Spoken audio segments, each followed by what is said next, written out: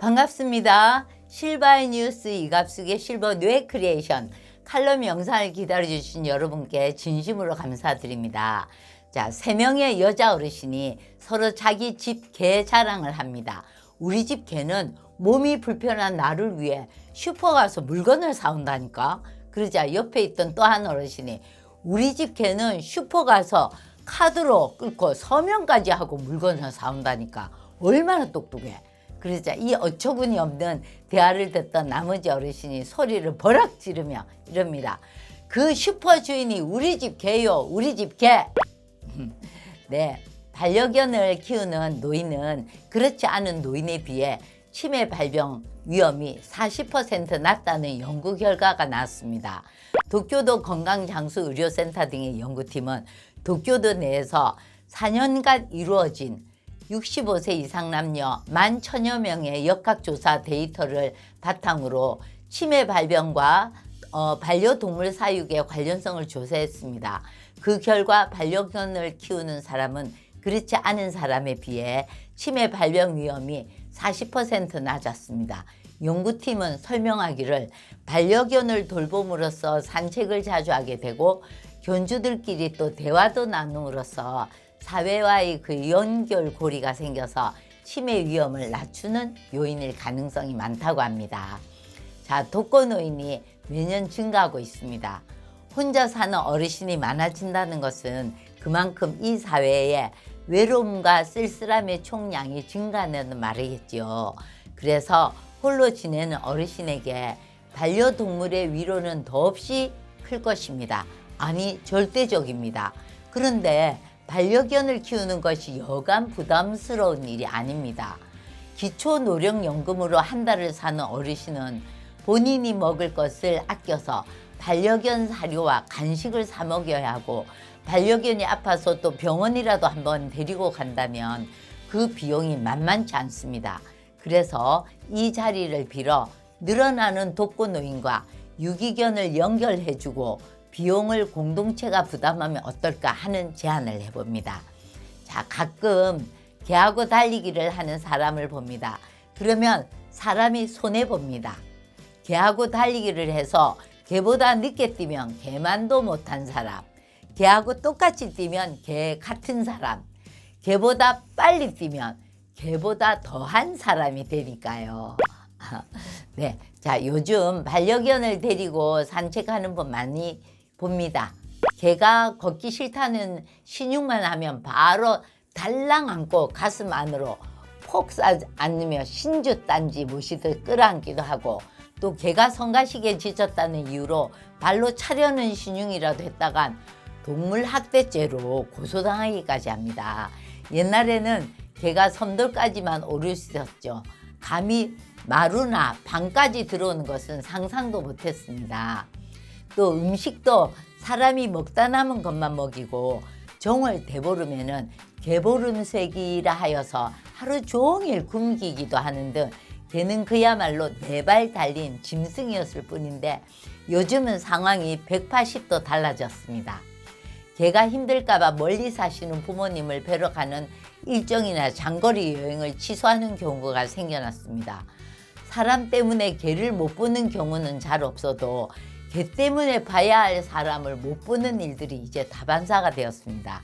거기다 항공기가 지연될 때 반려동물을 돌봄 서비스에 드는 비용을 보상해주는 보험 상품이 나왔습니다. 반려동물을 기르는 인구가 늘어나는 추세에 맞춰 출시된 상품으로 보입니다. 그야말로 개팔자 상팔자가 되었습니다. 이 말은 개의 삶이 자신의 삶보다 낫다는 말로 그만큼 고된 자신의 삶을 한탄할 때 자주 쓰는 속담입니다. 속담은 오랜 세월 동안 구전되어 온 짧은 문장으로 간결하지만 강력한 메시지를 전달하면서도 삶의 다양한 상황에 대한 통찰력을 제공합니다. 어르신들의 기억력 향상을 위해서 우리 속담이어 말하기를 한번 해보시겠습니다. 자, 앞소절은 강사님이 하고 뒷소절은 어르신이 하시게 하는데 이왕이면 강력한 뇌운동을 위해서 이중 과제를 드리도록 합니다. 자, 앞소절 강사가 말할 때는 손바닥을 아래로 또 어르신들은 뒷소절할 때 손바닥을 위로 이렇게 내밀면서 합니다. 어떻게 하냐? 집신도 하면 어르신들이 짝이 있다. 낱말은 새가 듣고 어르신 반말은 지가 듣는다. 내 코가 석자. 달면 삼키고 쓰면 뱉는다.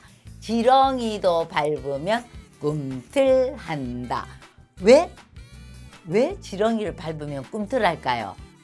네, 덜 밟았기 때문입니다. 네, 이렇게 한 번씩 쉬어가면서 우스갯소리로 즐거움도 드려야겠죠. 그리고 가는 말이 고와야 오는 말이 곱다 했죠. 가는 말이 고와야 오는 말이 곱다. 가는 말이 고와도 오는 말이 험할 때 많습니다. 그렇지만 말은 말하는 사람의 인격이고 품격이니까 상대가 어떻게 나오든 고운 말을 써야겠죠. 또 말 한마디로 천냥빚을 갚는다. 이건 사기지요. 천냥빚은 돈으로 갚고 감사 인사를 해야지 말로만 때우면 이건 사기입니다. 또 고생 끝에 낙이 온다. 네, 어려움을 겪은 후에는 반드시 좋은 일이 생긴다는 희망의 메시지를 담고 있습니다. 그런데 현실적으로 보면 고생 끝에 골병 듭니다. 나중에 낙이 온다 하더라도 그 낙에 비해 고생이 너무나 컸기 때문에 그 낙은 너무 짧게 느껴집니다. 그래서 남아프리카 공화국 철학자 데이비드 베너타는 태어나지 않는 것이 낫다는 책을 냈습니다. 그의 저서에서 삶은 축복이 아니라 저주이며 차라리 태어나지 않는 것이 낫다는 파격적인 주장을 펼칩니다. 이 책에서 만약 당신이 존재하지 않았다면 당신은 지금 겪고 있는 고통을 겪지 않았을 것입니다. 라며 삶의 긍정적인 측면에 아무리 크더라도 삶의 불행을 상쇄할 수는 없다고 주장합니다. 그래서 출생을 반대합니다.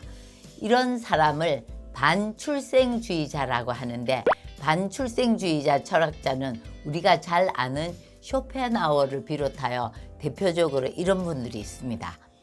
저도 많이 공감합니다. 그렇기 때문에 녹록지 않은 삶을 중도에 포기하지 않고 끝까지 살아내시고 계신 어르신들께 즐거움과 희망을 드리고자 이 길을 택했습니다.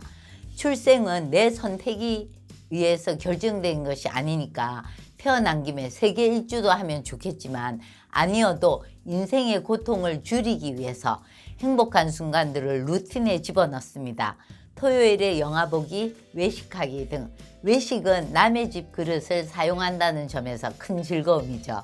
네, 많은 사람들이 표면적으로 나타나는 저의 겉모습만 보고 저를 완전 긍정의 낙천주의자라 생각하시는데 그렇지 않기 때문에 이렇게 노력합니다. 최근에 초등학교 학생들이 배우는 과정이 있습니다. 생존 수영입니다. 물에 빠졌을 때 구조대가 올 때까지 안전하게 버티는 수영 방법입니다. 물에다가 나를 맡기는 겁니다. 그냥 힘을 쭉 빼고 물에다가 나를 맡겨서 둥둥 떠있게 만드는 겁니다. 물이 흘러가는 대로 물결이 치는 대로 나를 맡겨야 내 힘을 최대한 아끼면서 오래 버틸 수 있는 겁니다.